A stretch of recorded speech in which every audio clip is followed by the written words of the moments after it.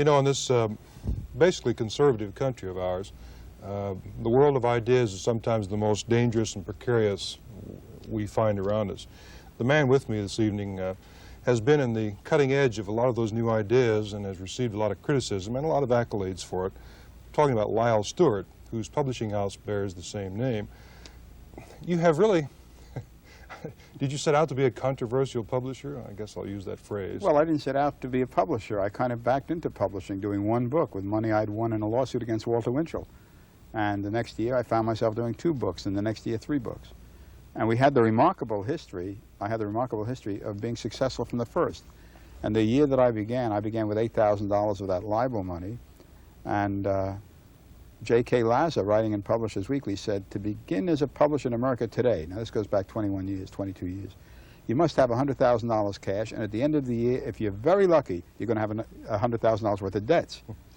So I just didn't quite understand that, because we did very well from the beginning. You know. What did Walter Winchell say about you that was libelous? Well, I was I had written a book about him called The Secret Life of Walter Winchell. So we weren't sweethearts, although I had ghostwritten columns, and we had been good friends through the years, until he became quite reactionary. And I turned mad from a 10-cent comic into a 25-cent magazine. And one day we had a little trouble with a sister book called Panic. Somebody had objected because Santa Claus was riding away on the sleigh in the night before Christmas, and behind it said, just divorced. Now, it's hard to believe in 1978 that 25 years ago, people in Boston could be offended by that. You couldn't make fun of divorce then. So the police came to make an arrest, and of course the judge was furious. I subjected myself as the business manager to save Bill Gaines, who was a dear friend of mine.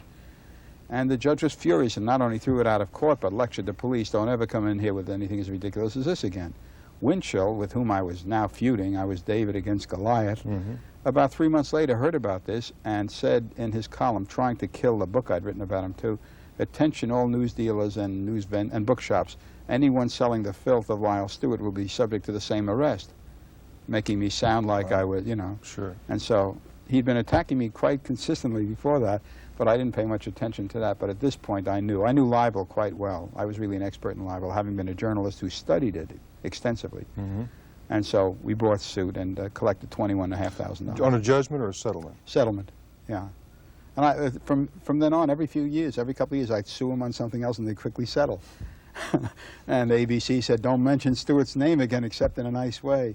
And even editor and publisher reporting the settlement reported in a way that made Winchell seem to be the winner. We sued them and collected a couple of. Well, now that's funny that your career would have been started by a settlement of a libel slander suit, which in effect has been the antithesis of your career in publishing.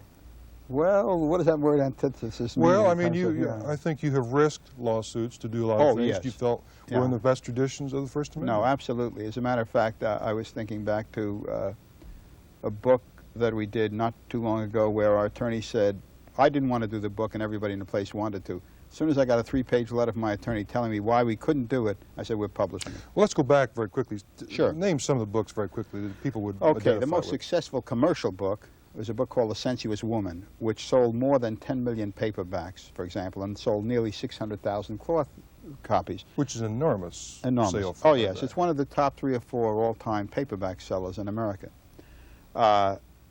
In Time magazine recently, Mario Puzo had a cover story, and they listed fiction paperback sales, and this would have rated 3rd if you can call it fiction. The Sensuous Man was another big seller, but books that I'm a little bit more proud of are books like The Great Quotations, compiled by George Seldes, or books like The Rich and the Super Rich, and that was a #1 bestseller, not only in America, but in Germany for 5 months and so forth. And we've done books like The Washington Payoff, about lobbyists. If people believed that book then, it preceded Watergate by 2 years, and all the names were there. I mean, it was right there. We've done books like The Shark and the Sardines, which tried to tell Americans what Latin American intellectuals think about us, because we didn't know. We were really insulated. We've done a book like Captive City. After 2 major publishers, Prentice Hall and Simon & Schuster, were each threatened very convincingly. They'd pay $10,000 advances each, and they quickly withdrew, because in the case of Prentice Hall, they were told, if you publish this book, don't expect your trucks to ever move again. So then they came to me, because I'm the only one crazy enough to do this kind of book. And this was a book, not just about the mafia, because there have been plenty of mafia books, but a book that tied the mafia to very respectable businessmen and politicians in Chicago. Well, now, Lyle, you make yeah. yourself sound like, and I forced you into it, so I don't mean to criticize you, but the lone white knight in American publishing. Now, is that a fair That's situation? me. That's me. You'll accept that, That's right? me. I have a sense of, this is strange, I really do. I have a sense of nobility, I suppose, that has carried me through an awful lot of things, including beatings by hired thugs, all kinds of slander, and, you know, I don't usually sue for libel. Winchell was a very special case. Yeah. But I think that whatever, if you can say I have a mission, my mission really is to be courage in action, because doing it this way, we've encouraged so many other publishers. Very quickly, what's ahead for Lyle Stuart Publishers? What A lot of exciting provocative things. kinds A of book called Dirty Work about the CIA, which, among other things, blows the cover on 700 agents in Western Europe. Now, I think that's terrible. I know you do. I don't think that's right. Justify that for me in 30 seconds. All right. I'm against all secret police anywhere in the world, whether it's the KGB, the Gestapo, the Cuban secret police. I'm against secret police.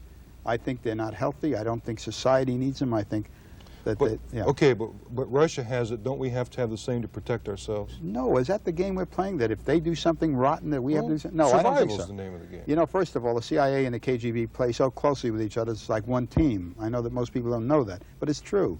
Furthermore, our CIA has been as effective as a KGB would be in hurting us. We support every dictatorship. We overthrow democratically elected governments. We put the Shah of Iran in, he's torturing people.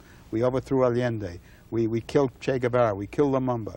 I mean, this doesn't represent me. See, I'm trying to spin forward 5 years and say, remember when Lyle Stuart said that and he was right, but I can't see it today. I disagree with it, and I wish we had time to continue.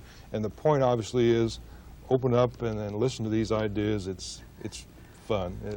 Thanks, Lyle Gets you Stuart. either mad or happy. Well, right? at least it makes sure you're not dead or dying. Thank you very much. We'll be right back. Right. Thanks, Lyle.